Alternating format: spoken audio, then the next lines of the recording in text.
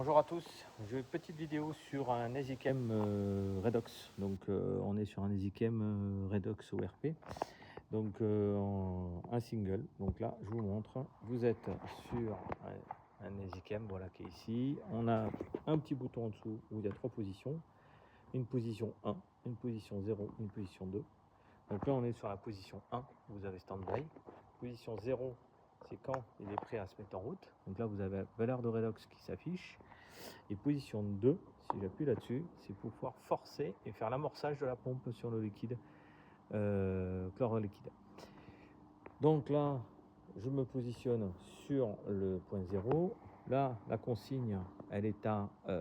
donc si j'appuie là-dessus pendant 3 secondes, je devrais avoir la consigne qui est à 700, vous voyez. Donc là, 700, c'est normal que ça tourne parce que ça cherche à monter. La calibration, c'est si vous avez ici une solution étalon à 465 et donc du coup vous voulez calibrer la sonde. Donc là vous appuyez 3 secondes là et là en fait c'est marqué calibration à 465. Donc là je sors du menu mais je refais,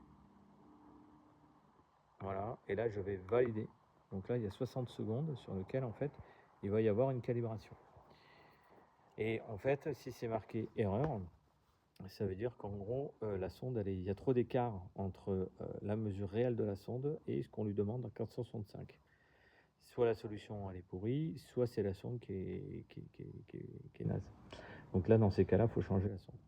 Donc là, le décompte, les 1 minute, c'est parce qu'il faut rester pendant 1 minute plongé dans le liquide qui est indiqué ici. Vous voyez, marqué ici 465.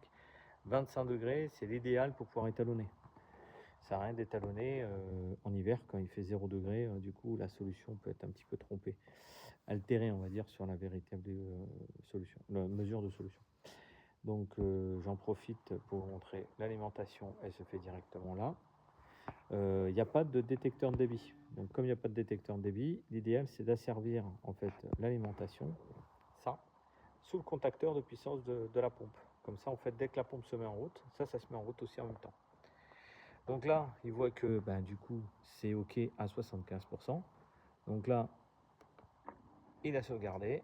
Et du coup, on est à 470 par rapport à tout à l'heure, 490. Donc voilà. Là, il se met à tourner parce que voilà, il a besoin de tourner. Maintenant, il y a un autre réglage à faire. Je vais vous montrer. Alors, on va se mettre ici. On va se mettre en position 1. Donc 1, c'est tout en bas. Vous avez le mode stand-by. Et donc pour le stand-by, ce qu'on va faire, c'est qu'on va appuyer 3 secondes sur le cal. Et donc là, on va avoir le premier paramètre, le deuxième, le troisième, le quatrième. Donc le but, c'est de savoir à quoi correspond tout ça. Donc ça, c'est pour le dosage.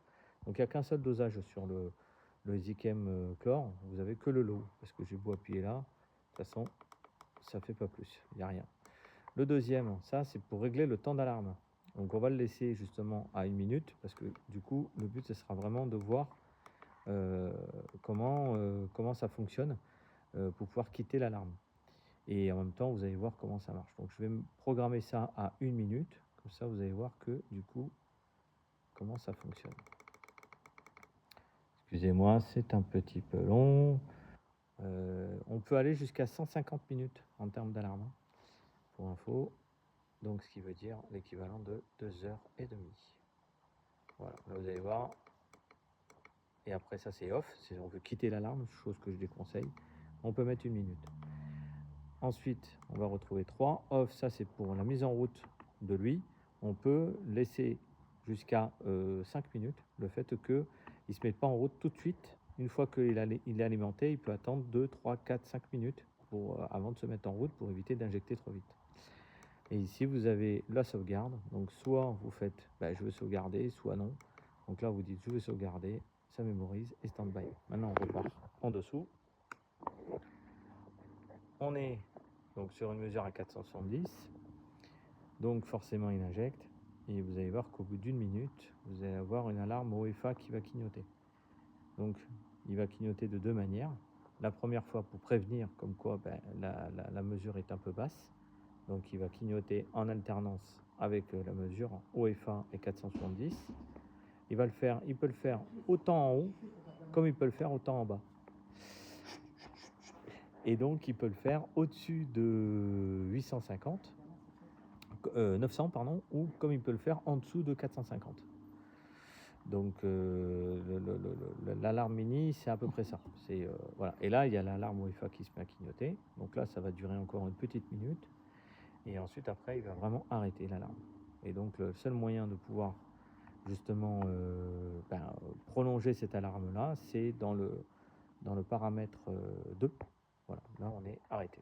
Donc là, vous avez UEFA, il n'y a plus la mesure qui s'apparaisse. Ici, tout est OK. Donc là, c'est une fois que vous avez vérifié le bidon, s'il était plein, vérifier la sonde si elle était bonne, vérifier que tout était OK en termes de mesure, du coup, le seul moyen de pouvoir repartir, c'est comme ça. Donc on appuie, on appuie un coup ici, pardon, excusez-moi. Vous allez voir, un petit coup là, et là, tac, ça va repartir. Voilà, c'est reparti. Voilà. Bon, et bien là, on va remettre un temps d'alarme supérieur. Donc en appuyant 3 secondes ici. Non, ça c'est excusez-moi. Ça c'est pour changer la consigne d'ailleurs. Vous voyez, pour changer la consigne, ça se fait ici. J'ai mis 700.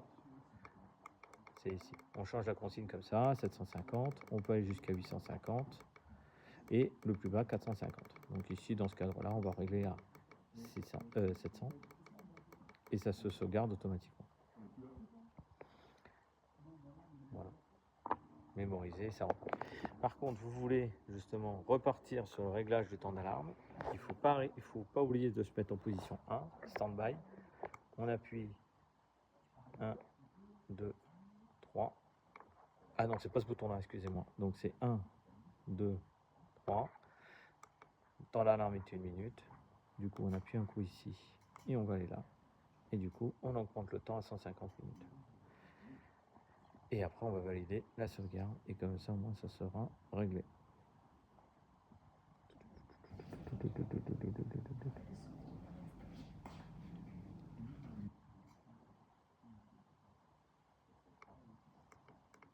Voilà. On valide. On valide. Et là, ça repart. Et du coup, l'alarme s'enclenchera qu'au bout de 2h30 de dosage non-stop. Voilà, merci.